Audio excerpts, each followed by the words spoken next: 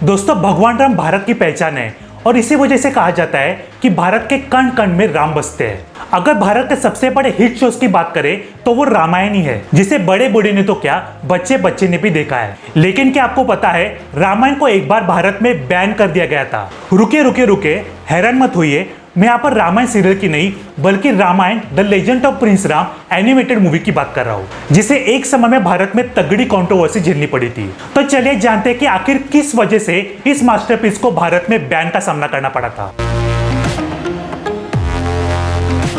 अब दोस्तों, आगे बढ़ने से पहले जिन लोगों ने Ramayana the legend of prince Ram के बारे में नहीं सुना है, मैं उन्हें बता दूं कि एक हिंदू एपिक रामायण पर बनी एक एनिमेटेड मूवी है, जिसे फेमस जापानीज डायरेक्टर युगो साको और भारत के राम मोहन द्वारा बनाया गया था। अब दोस्तों, वैसे तो ये फिल्म कभी भी ऑफिशियल भारत में बैन नहीं हुई है, पर फिर भी एक समय हो रहे जबरदस्त विरोध की वजह से इसके मेकर्स ने भारत के अंदर इसके रिलीज को रोक दिया गया था, क्योंकि विश्व हिंदू परिषद का मानना था कि इसमें भगवान राम और कई दूसरे कैरेक्टर्स को कुछ इस तरह से पेश किया गया है कि उससे हिंदुओं की आस्था को ठेस पहुंच रही थी। आपकी जानकारी में बता दूं कि इस फिल्म का विरोध साल 1992 से शुरू हो गया था, क्योंकि इसी साल भारत के अंदर इसे रिलीज किया जाना था। मगर जब बजरंग दल ने इसके खिलाफ प्रोटेस्ट किया और इसे इंडिया में बैन करने की डिमांड रखी, तब इंडियन गवर्नमेंट ने थिएटर के मालिकों से कहा कि वे इस फिल्म की स्क्रीनिंग ना करें। इसके बाद ये फिल्म थिएटर्स में रिलीज ही नहीं हो पाई। अब दोस्तों, शायद ही आपको मालूम हो, उस समय फिल्म को लेकर विवाद इतना ज्यादा बढ़ गया था, इसमें सिर्फ राइट विंग नेशनलिस्ट ग्रुप से नहीं बल्कि पॉलिटिकल पार्टीज और उनके लीडर कूद पड़े थे,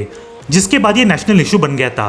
खैर, रीजन चाहे जो भी हो, क्योंकि गवर्नमेंट ने इसके रिलीज को रोकने की बात कही भी इसलिए सिर्फ इंडिया ही नहीं बल्कि दूसरे देशों में भी भारत सरकार की आलोचना हुई थी, क्योंकि कई लोगों को लगता था कि गवर्नमेंट इस फिल्म के रिलीज को रोककर फ्री स्पीच का वायलेशन कर रही है। वैसे कुछ लोग ऐसे भी थे जिन्होंने सरकार के इस कदम को सही माना था, क्योंकि उनके मुताबिक भगवान राम से भारत के लोग इतने ज्यादा श्रद्धा रखते हैं कि वो उनके कैरेक्टर्स के साथ होने वाले थोड़े से भी खिलवाड़ को बर्दाश्त नहीं कर पाएंगे और सड़कों पर उतर आएंगे, जिससे दंगे शुरू होने की संभावना शुरू हो जाएगी। अब आप में से बहुत से लोगों के मन में ये सवाल तो जरूर आ रहा होगा कि आज तक भगवान राम के ऊपर बहुत सी एनिमेशन मूवी बन गई है, तो फिर इन पर विवाद क्यों नहीं उठे, और पहले ऐसा क्या था जिसके चलते इस फिल्म के थिएटरिकल रिलीज को रोकना पड़ गया था। वैसे जिस समय Ramayana the legend of prince Ram को रिलीज किया गया था, ठीक उसी समय इंडिया न सिर्फ एक बड़े धार्मिक प्रोभीकरण के दौर से गुजर रहा था, बल्कि जब इंडिया में हिंदू और मुस्लिम के बीच टेंशन अपनी चरम सीमा पर थी। अगर ऐसे टेंशन के बीच ये मूवी इंडिया में रिलीज होती तब पक्का इसे कोई ना कोई बड़ा दंगा हो ही जाता,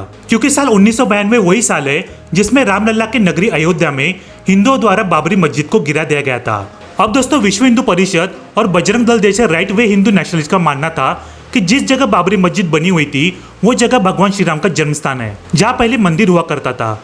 लेकिन मुगल राजा बाबर ने हिंदुओं की आस्था को ठेस पहुंचाने के लिए वहां पर मस्जिद बनवाया। अब इस बात से ये तो सीधी तौर पर क्लियर हो रहा था कि अगर उस समय इस मूवी के अलावा भगवान राम को लेकर कोई दूसरी मूवी भी आती तब उसे भी इसी तरह के विरोध को झेलना पड़ता, क्योंकि हाई टेंशन के बीच सभी हिंदू नेशनलिस्ट ग्रुप यही मांग रहे थे कि इस तरह के मूवीज भगवान राम के छवि को छलमिल करके अपना प्रोपोगेंडा चला सकती है, और जिसको देखते हुए इसके रिलीज को रोका जाना एक तरह से उचित भी था। अब दोस्तों, इस मूवी से उस समय विवाद के चांसेस इसलिए भी बढ़ रहे थे क्योंकि यह सिर्फ एक इंडियन प्रोडक्शन मूवी नहीं थी, बल्कि इसकी प्रोडक्शन में जापान की भी हिस्सेदारी थी, जिसको देखते हुए कई क्रिटिक्स ने फिल्म थिएटर्स को इंडियन कल्चर को गलत पेश करने और हिंदू ट्रेडिशन को डिसरिस्पेक्ट करने का जिम्मेदार मान लिया था। हालांकि कुछ क्रिटिक्स ऐसे भी थे जिन्होंने इस मूवी का सपोर्ट करते हुए इसकी तारीफ में कहा था कि ये मूवी मॉडर्न ऑडियंस के लिए काफी सही है, क्योंकि इस तरह के मूवीज से मॉडर्न ऑडियंस को अपने कल्चर को जानने में मदद मिलती है। अगर आप इस मूवी को लेकर मेरा ओपिनियन लोगे तो मैं तो यही कहूंगा कि उस समय जिन लोगों ने भी इस मूवी को भारत में रिलीज होने नहीं दिया था,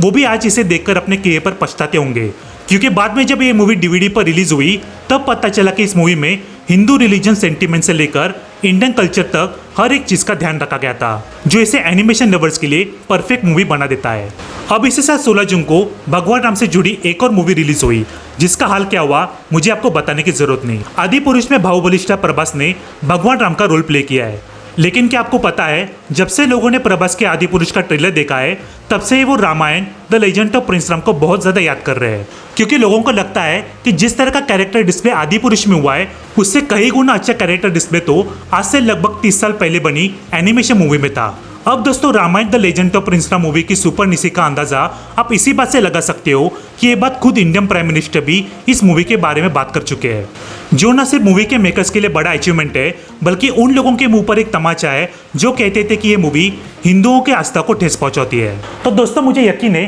कि आपने भी इस मूवी को जरूर देखा होगा और आपको भी मूवी उतनी पसंद आई होगी जितनी कि मुझे पसंद आई थी। वैसे आपने इस मूवी को कब देखा था मुझे कमेंट करके जरूर बताना। अगर आपको ये वीडियो पसंद आया तो इस वीडियो को लाइक जरूर करना, साथ ही साथ चैनल को सब्सक्राइब कर लेना। मैं मिलता हूँ आपको नेक्स्ट एपिसोड के साथ, तब तक के लिए बाय बाय।